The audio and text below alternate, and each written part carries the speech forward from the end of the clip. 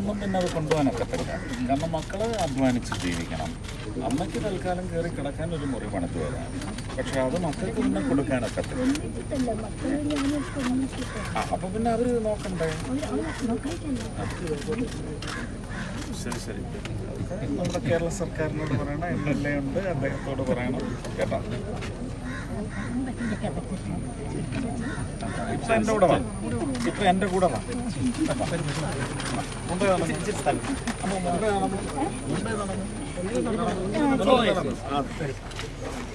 ഓ, ഇവിടെ മുന്നിൽ നടക്കണം.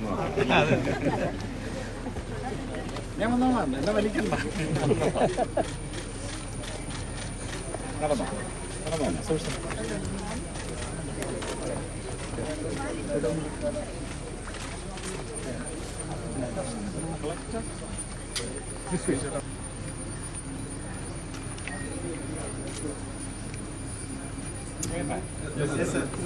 ചെയ്യട്ടെ.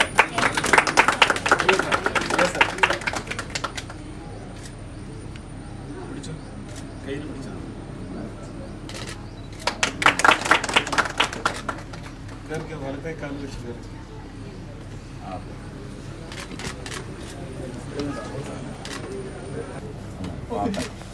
ഇങ്ങനെ ഹോൾഡ്. പാപ്പൻ ഇത് അമ്മയ്ക്ക് ഇങ്ങനെ ഹോൾഡ്.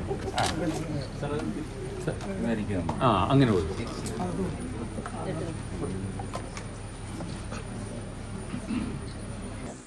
അപ്പം നമ്മൾ ഈ മക്കൾ അമ്മമാരെയും അച്ഛന്മാരെയും നോക്കണം. അത് നിർബന്ധമാണ്. അമ്മയ്ക്ക് കേസ് ഒഴിഞ്ഞ് ആ സ്ഥലം കിട്ടുകയാണെങ്കിൽ അമ്മയ്ക്ക് കിടക്കാനുള്ള ഒരു മുറി വെച്ച് കൊടുക്കാം. പക്ഷെ അത് പിന്നെ മക്കൾ കൊണ്ടുപോകാൻ വേണ്ടിയുള്ള ഒരു ദാനം ആവരുത്. അതുപോലെ വഴിയിൽ ഉറങ്ങുന്ന അമ്മമാർക്ക് അത് കൊടുക്കാൻ ആ അമ്മ തയ്യാറായാൽ അമ്മയ്ക്ക് ഞാനൊരു മുറി പണിത് കൊടുക്കാം. മറ്റൊന്ന്, ഇതുമായി ബന്ധപ്പെട്ട് ഇപ്പം വിശ്വകർമ്മ ഇതുപോലുള്ള തൊഴിൽ നൈപുണ്യ പദ്ധതികൾ, ഇത് അൺഓർഗനൈസ്ഡ് സെക്ടർ എന്ന് പറയുന്നത് ഭയങ്കര പ്രൊഡക്ടിവിറ്റി ഉള്ളതാണ്. ഇനി ഏത് വിഭാഗത്തിനെ എടുത്താലും, കുമ്പാരികളെ എടുത്താലും അത് തന്നെയാണ്. ഏതാണ്ട് 18 ട്രേഡുകളാണ്, അല്ലെങ്കിൽ 18 തരം പ്രവർത്തനങ്ങളാണ് ഈ വിശ്വകർമ്മരുടെ ഇടയിൽ തന്നെ ഉള്ളത്.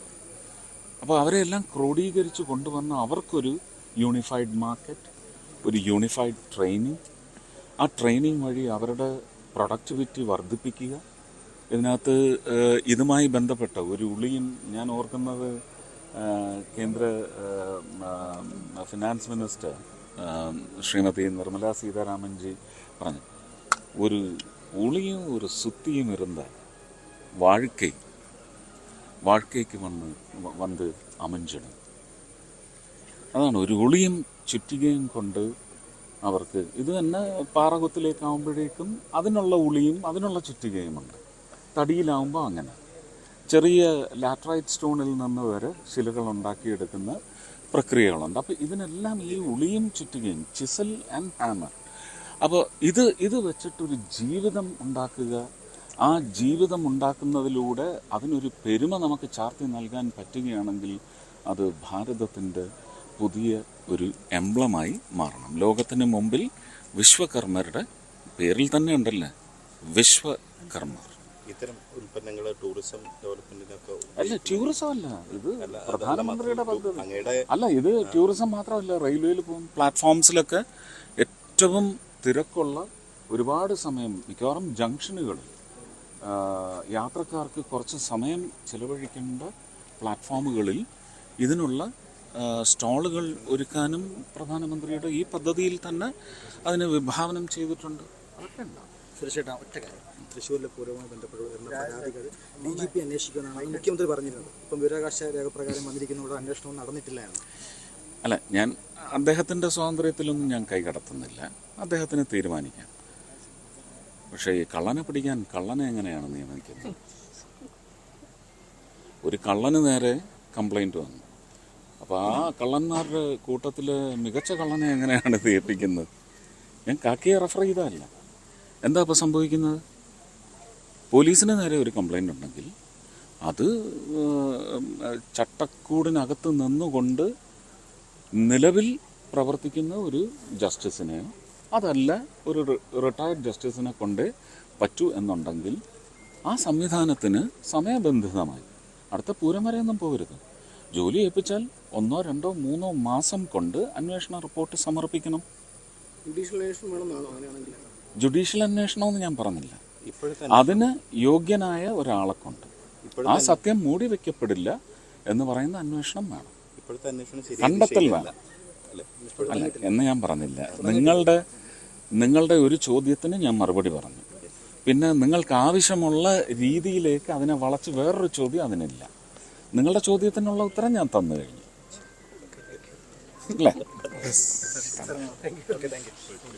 മന്ത്രിനോടൊന്നും പറഞ്ഞിട്ട് സമാധാനം പറയില്ല. ഞാൻ മന്ത്രിനോട് പറഞ്ഞാണ് വീടാകെ വീണ് പോയി, എനിക്ക് എന്തെങ്കിലും ഒരു സഹായം കിട്ടണം, എനിക്കത് മാത്രമേ ഉള്ളൂ, അതൊന്ന് നന്നാക്കി എനിക്ക് വേറെ ഞാനൊന്നും പറഞ്ഞിട്ടില്ല. എനിക്ക് അപ്പം എന്നോട് സമാധാനം പറഞ്ഞത് സ്വന്തം ആയിട്ട് വരി നമുക്ക് എന്താ ചെയ്യുക. സ്വന്തം എന്ന് പറയുന്നത് എൻ്റെ പരമ മൂത്ത മകനാണുള്ളത്, അവനെ ഇട്ടിട്ട് ഞാൻ വേറെ പോകുമോ? അത് ഞാൻ ചെയ്യൂല. പിന്നെ എല്ലാവരും ഒരു അംഗവയിലുള്ള അവൻ എന്നെ നോക്കാൻ പറ്റുമോ? അതുമില്ല. അപ്പം എല്ലാവരും കൂടി ഞാൻ കൂട്ടിപ്പിടുത്ത് നിൽക്കണ്ടേ, അത് മാത്രമേ.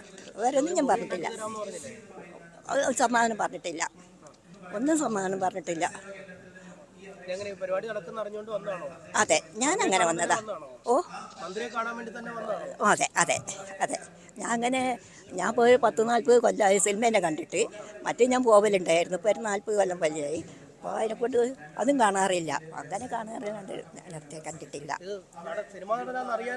ഓ ഇഷ്ടമാണ്.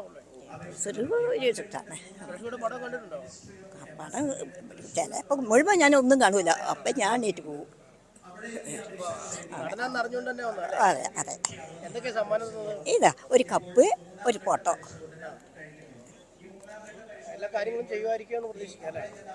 ഒന്നും കൂടി പറയണോ? അത്രയും മൂപ്പർക്ക് പല കാര്യമുള്ളതല്ലേ, അപ്പം എൻ്റെ ഒരു കാര്യമില്ലല്ലോ. മൂപ്പർക്ക് ഇപ്പോൾ 100 കൂട്ടം കാര്യം ഇപ്പം കയ്യിലുണ്ടാവും. അത് പറഞ്ഞിട്ടില്ല. അതാ എന്താ ചെയ്യട്ടെ, അറിയില്ല.